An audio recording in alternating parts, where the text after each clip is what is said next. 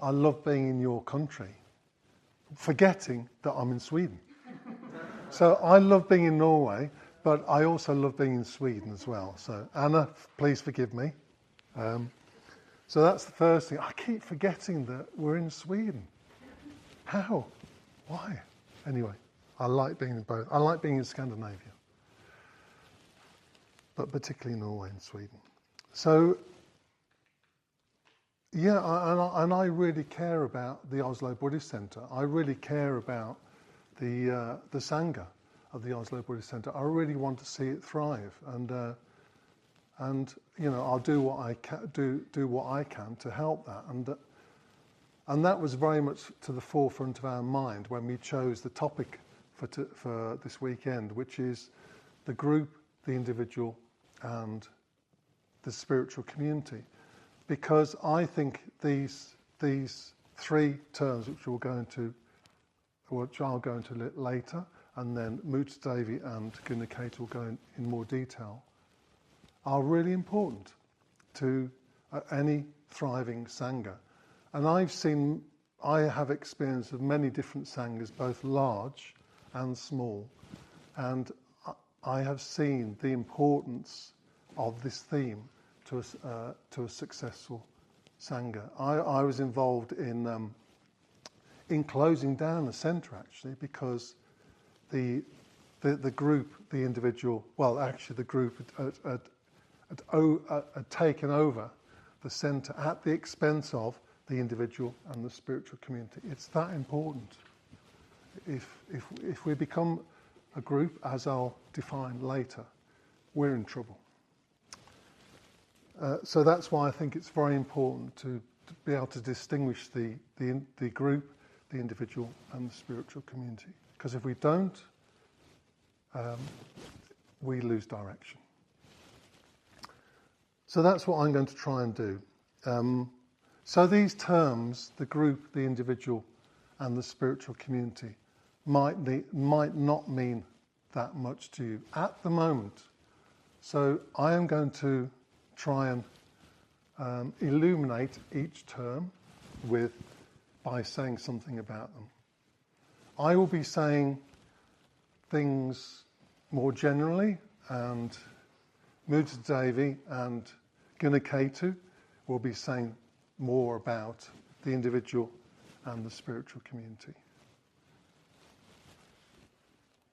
And of course, what I say is just what I think. You might disagree with what I say, and if you do, that's great. You can discuss it in the groups, and then you can discuss it in the plenary as well. But yeah. So I'm going to start by saying something about spiritual community. By first of all saying you cannot separate Buddhism from the spiritual community. And I think Buddhism and spiritual community, they're two sides of the same coin. Spiritual community was present right from the start of Buddhism. Buddhism started when the Buddha successfully communicated the Dharma to another human being. And the human beings he communicated the Dharma to were a spiritual community of 5 ascetic monks.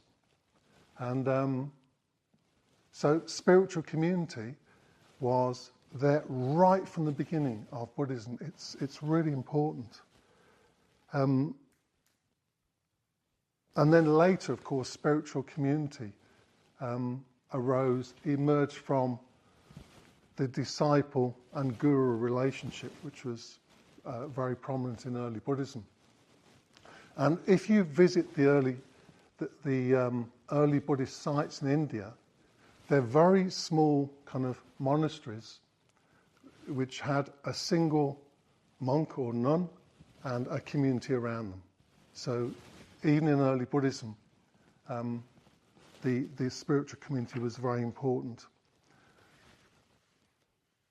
And spiritual community is indispensable to growth, and Buddhism makes that very, very clear. So the spiritual community which we have in Oslo is essential to spiritual growth. So therefore it's really important to look after it, and I'll come on to that later. Spiritual community is also at the heart of Sangharakshita's vision of the Dharma. He talked about the bodhisattva ideal.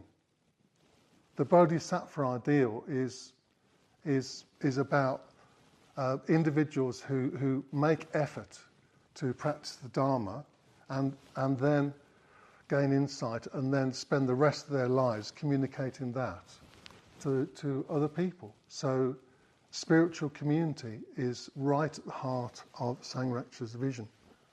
And in fact, he encouraged people right from the start to practice, and then once you understand the Dharma well enough, go out and teach, which is exactly what the Buddha did. When he taught the 5 ascetics the Dharma, and once they understood the Dharma sufficiently, he said, right, go and teach, that's what you've got to do now. And that's exactly what Sangharakshita did. He gathered people around him, he taught the Dharma, and when they were ready, he said, go and teach. Go and set up centres in Oslo or Stockholm or wherever. So, what is spiritual community? Well, first of all, I'm not going to say much about this because Gunnar-Kate will be going into it, but there's a broad definition and there's a specific definition. But the first thing to say is that spiritual communities are very different from the many kinds of groups to which people can belong, either by choice or necessity. So there's the family, there's class, well there is in England anyway. There is race, there's country, there's religion, there's political party, there's football club, there's style of music, jazz, blues, and so on. And it's interesting, I play jazz guitar, and the amount of contention between jazz guitarists and blues guitarists is incredible. Anyway, trade union, criminal gang, conspiracy theorist, dance club, and so on. There are many different groups to which we can belong. And so broadly speaking, but a spiritual community is very different from a group. A spiritual community has a shared purpose. It's people who belong to or are part of a spiritual community have a shared purpose. There's a supportive environment in a spiritual community which gives emotional and moral support, if you like, especially during times of difficulty. There's growth through friction. A good spiritual community doesn't just comfort. Of course, that's important. It challenges. It's like sandpaper. Do you have that in Norway? It's abrasive in terms of pointing out our imperfections and helping each other to see what our imperfections are. Sangharakshita said that honest collision is better than dishonest collusion. And he said, huh? Can you just repeat that? Yes. Honest collision is better than dishonest collusion. So Sangharakshita said that statement is at the heart of spiritual community. Honest collision is better than dishonest collusion. He also said accountability and reflection are important. People in a spiritual community are encouraged to take full responsibility for their behaviours and the impacts of their behaviours.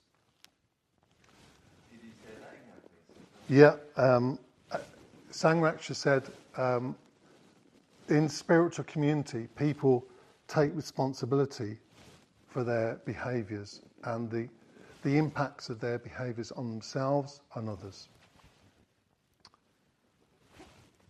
Which, he said, helps develop deep self-awareness. When we take full responsibility, it helps develop deep self-awareness. Now, those are some general characteristics of a spiritual community. Sangha didn't stop there. He said something quite specific. He said, spiritual communities are made up of true individuals. And the Buddha said the same thing in the Pali Canon. Spiritual communities are made up of true individuals. They're not groups, they are communities made up of true individuals. That needs explaining. I won't say much about what a true individual is, because Mudita Devi, you'll be talking about it later today. But I do want to say some things. What is a true individual? There are two answers to this question. First of all, there's an answer from traditional Buddhism, and secondly, there's an answer, a more modern answer. Okay. So the answer from the Buddhist scriptures is that a true individual is somebody who has broken the first three fetters. And in Buddhism there are 10 fetters which prevent us from being enlightened. Okay? A true individual has broken the first three. What are they? Mudita Devi, I'll say something about them now, just a bit. Okay. The first fetter is a deep, deep, deep belief that one's present personality, one's present existence, one's self as one is here and now, is something fixed and final. Now, this is often an unconscious view we have of ourselves. It's something we are, at our core, we are fixed, final, and it cannot be changed. The true individual completely rejects this and says, no, everything is up for change. Everything, everything, everything, everything is up for change. The second fetter is the inability to commit oneself, or even an unwillingness to commit oneself, or a reluctance to commit oneself. Why? Because we are not integrated. You might need to translate that word. Integrate. We are not integrate. We are a loose association of different selves. So, for example, last night you might have said, right, I, Mahasraddha, I'm going to come to both meditations. Okay? In the morning I think, oh, I'm tired. I'm not going to go to any of them. So there was one self last night and there was another self which came into being this morning. The true individual does not have different selves. The true individual has an integrated self going in one direction. So whatever they are doing wholeheartedly, whatever they're doing, whether it be meditating or speaking to somebody, or a direction in life. They commit wholeheartedly.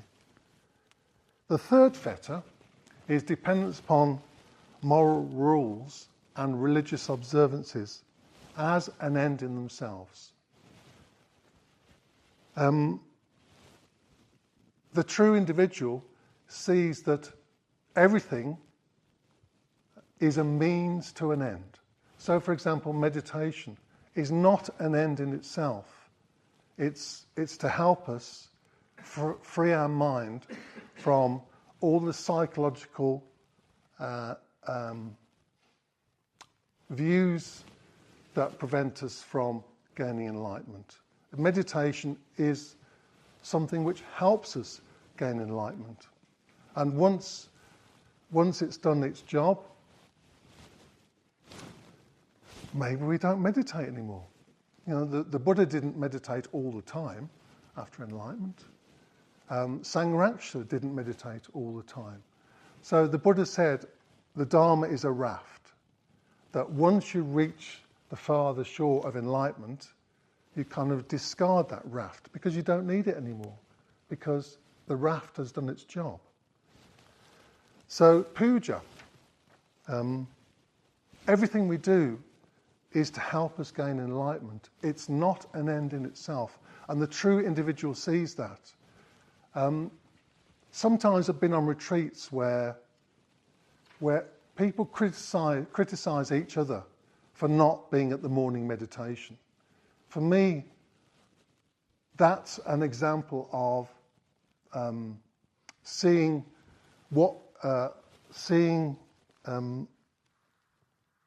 things as an end in themselves. That if you don't meditate, you're not a Buddhist. No, that's not true. You might not be meditating because you're tired, which is a healthy response. So breaking these three fetters means that you're a true individual. It means that you can completely and wholeheartedly and psychologically commit to the Dharma life. And true individuals are needed in a spiritual community. I will touch upon the contemporary qualities of a true individual a little later. Because the next question is, where do individuals come from? Where do they come from? And the straightforward answer is, they come from the group. They come from what's called the positive group, which I'll explain a little later. We also need to ask other questions. Why is it necessary for individuals to emerge out of the group? To fully practice the Dharma? Why can't they just stay in the group? How does a group hinder wholehearted Dharma practice? So those are important questions as well, and I'm going to take them one by one. First of all, what is a group from a Buddhist perspective? As I've said, there are many groups to which we can belong to: football club, style of music, or whatever. Criminal gang, conspiracy theorist. And even Sangha. Sangha can become a group if we're not careful, which I will say a little later. So a group, from a Buddhist perspective, is a close-knit group of people with a shared world view, usually strongly opposed to the views of other groups or tribes. And again, you see this in Buddhism. You can see different schools of Buddhism competing with other schools. That's not true individualism. That's not being true individual. That's being a group member.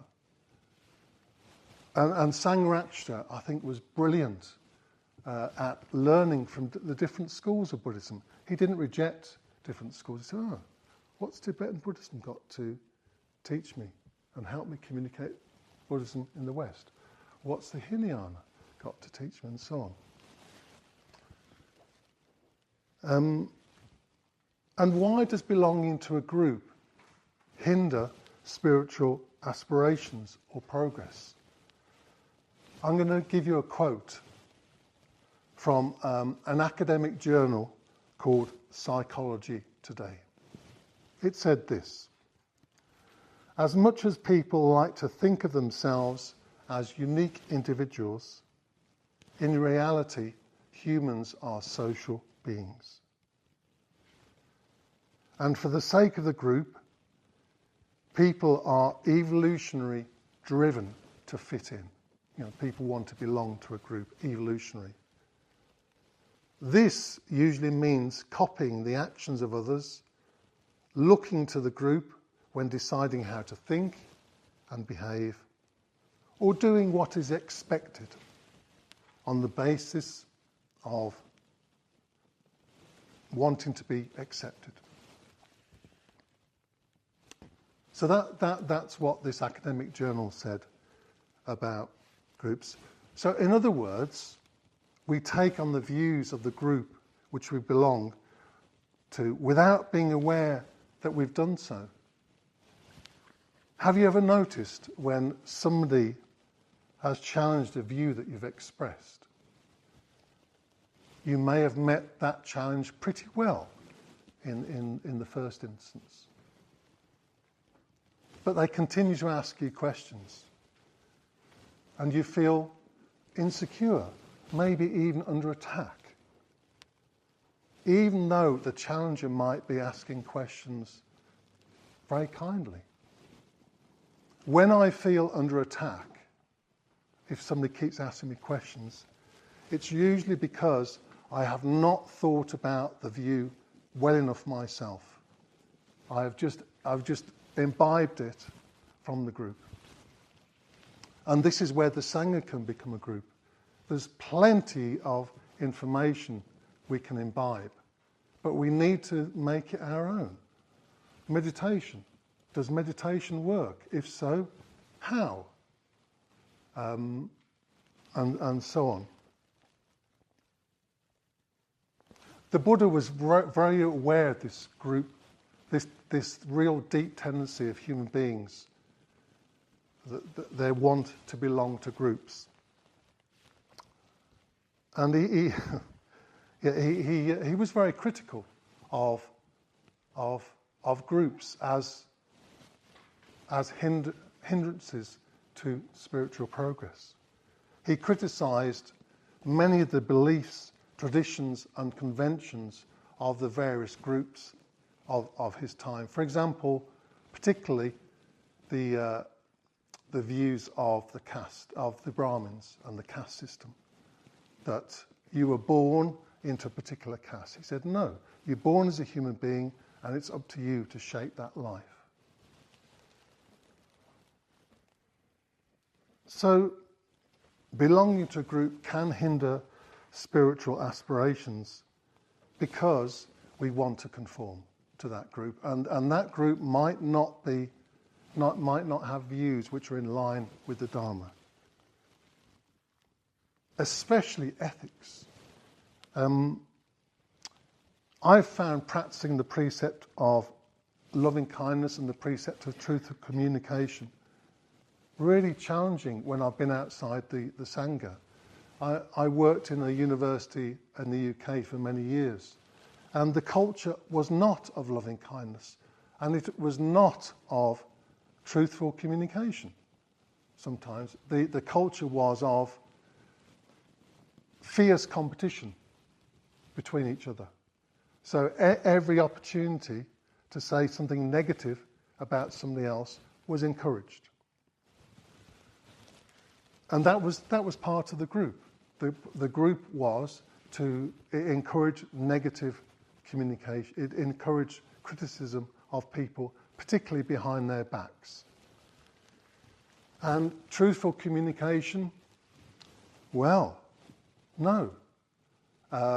Largely, there was truthful communication, but if you just change that data point in an Excel spreadsheet, it means that you are better than the University of Cambridge. So let's see if we can change that data point so that the University of Manchester is better than the University of Cambridge. It was so tempting. And I would say, no, you can't do that. That is not true. And eventually, I was ejected from the group through refusing to go along with the group culture. It completely clashed with my Buddhist ideals.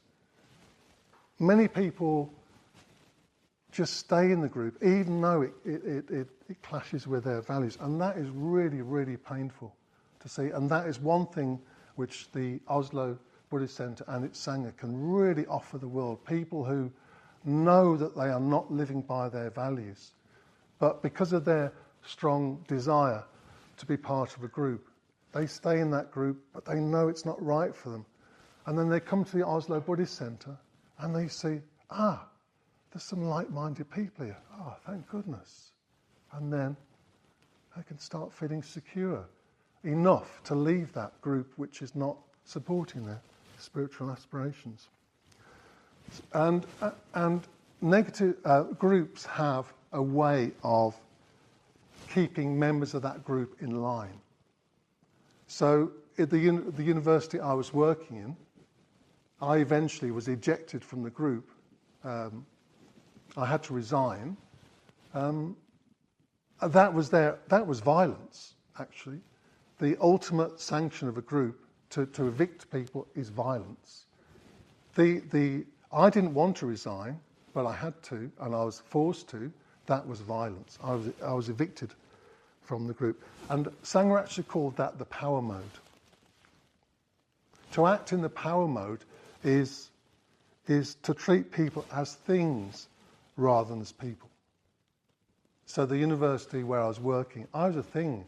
I was, generating papers and so on and so forth. I was developing strategy.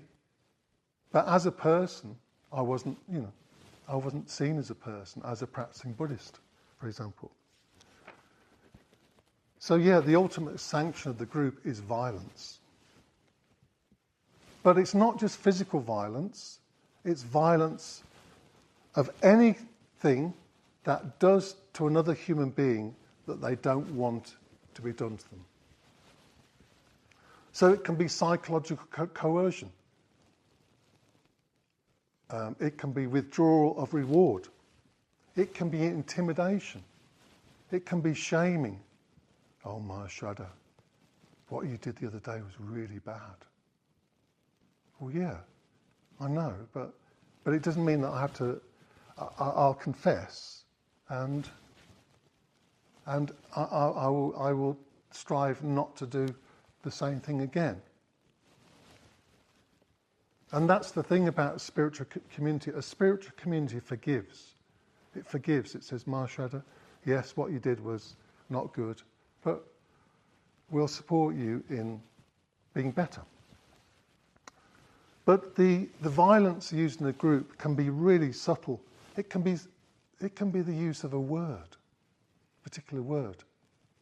It can be the use of a tone of voice. For example, on Mahasraddha, where were you at meditation this morning?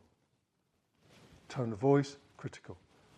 Mahasraddha, are you okay? I noticed you weren't at meditation this morning. Is everything okay? Supportive. So tone of voice is really important as well. If you can apply violence to another being in the tone of voice you use, or even a look. I might look at Shubhaloka, or I might look, I don't know. And they communicate very different things. So violence is very subtle, and I think it's used a lot out in the group, and even probably in the Sangha sometimes, I must say. So just be very careful. So groups hinder spiritual progress because they hinder the growth of an individual. The group will always try to sow doubts in the mind of people who are trying to become a bit more free-thinking, thinking for themselves. So when I was evicted from the university, I should say, people would say, what about your pension? What about your pension? What are you going to do if you leave the university? So the group were trying to sow doubts in my mind to make me conform to the group and stop objecting to manipulation of data. Yeah? So I said no. And I will deal with having no pension, no problem. So the group will always try and sow doubts in the mind.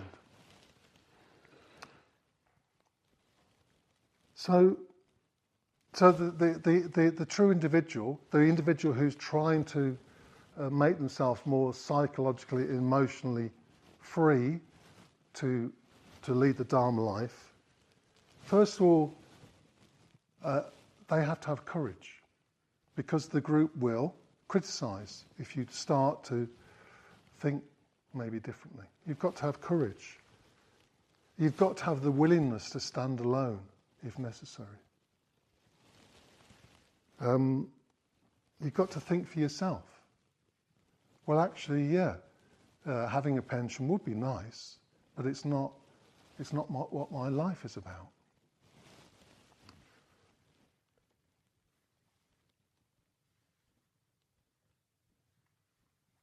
And thirdly, another thing about a true individual is that they freed themselves the fear of being ejected from a group.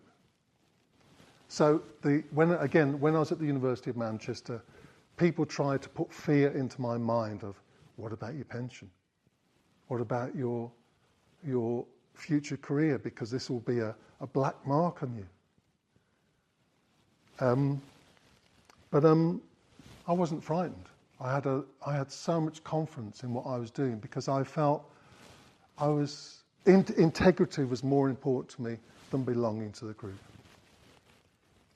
So it's really, really hard to lead the group, whatever that is for you. For me, it was, I've had various career groups which I've left because of a desire to practice the Dharma more wholeheartedly. And I think this is very, very understandable. I think the fear is an evolutionary phenomenon, which can be traced to a time of when being part of a group was absolutely essential to survival. And I think it's still there in us. And also being an individual, and this is something I've definitely experienced, can give rise to loneliness, at least temporarily, until we find like-minded people. For me, finding the Sangha was an absolute lifesaver, quite literally actually. Because for the first time in my life, I found like-minded people. And the loneliness kind of evaporated from my life. Okay. So I just want to say not all groups are negative. Sangha actually distinguished two groups: negative, which would be the University of Manchester, and a positive group, which would be a Sangha, actually. A positive group is made up of people who value individuality, who really encourage Aryanika to become who he really is. And who he really is an enlightened being. And the group will encourage that.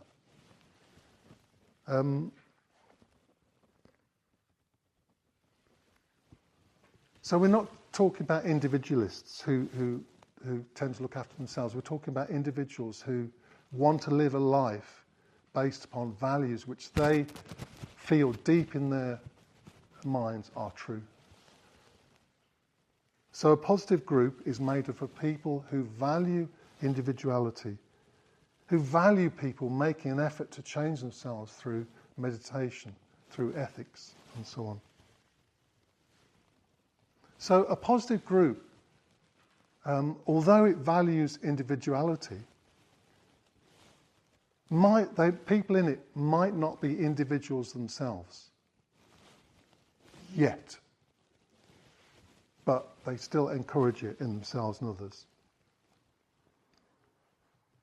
So a positive group is a bridge to a true individual. A positive group encourages people to think for themselves, to really live from what they value.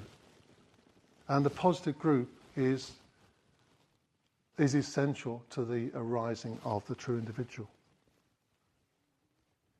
And I would say a role of a centre is to encourage the development of a positive group. Encourage people to be themselves. But a positive group is still a group. That's the warning. And groups, by their very nature, reward conformity and do not like people differing from that group. So just be very aware of in the Sangha we're trying to support a positive group out of which enlightened beings can arise. But that positive group is still a group, so we will want people to conform. We will want people to do what we're doing. We will want people to turn up to meditation, and so on and so forth. But just be very careful that doesn't start, you start criticising people from the perspective of the group, because you want everybody to be in your group. You want everybody to be meditating with you. Well, that's not always possible. Some people don't like pujas, so they won't come. That's fine. But I think on a good, at least we can say on a good day, a positive group will support anybody who shows signs of individuality. So in a Sangha, we must never let the group become a negative group in which the power mode is used, especially subtly through the tone of voice, how we look at each other, and so on. So members of this community are aspiring to be individuals, but we're not there yet, and we will make mistakes. So we need to forgive each other as well. Okay, so I've got 4 more minutes to say my last point, because I do want to say something about how spiritual communities interact with the world, because I know this is dear to the heart of many of you. How are we as a spiritual community going to interact with the world? Sangharakshita had quite a bit to say about this, and he said we have to take the long-term perspective. And he said, and I think is true, is the biggest contribution we can make to society is spiritual community. He said spiritual communities have a very, very positive effect on the society in which they exist. And he said that's the best way to change the world in the long run, is to create genuine spiritual communities. And I've seen this. I moved to Scarborough, which is in the northeast of England, quite an isolated, deprived town. And I moved there for one reason, to take the Dharma there. And I have, there's a lot of issues around immigration, there's a lot of hatred, and so on and so forth. And just me being there and offering classes, and we get 30 people come to our classes, that is having an impact on those 30 people. That's the best thing I can do to change the culture in Scarborough. I do other things as well, and I think the weapon that spiritual communities have access to is non-violence. Non-violence is extremely powerful. I get people come to the classes who really try and have a go at me. They try and criticise me, and I will never, ever respond with any kind of violence in any way, either through voice or through thought. It's like, well, I understand you. You've lived in Scarborough all your life. That's all you know. But I can offer you something else. So really take care of the Sangha. It's really precious. I think it's one of the best things that we can offer the world. It should be cared for. And think very, very carefully, in body, speech and mind, so you don't bring disharmony to the Sangha. The world really needs it. The world needs a strong Sangha, not a weakened Sangha, a strong Sangha.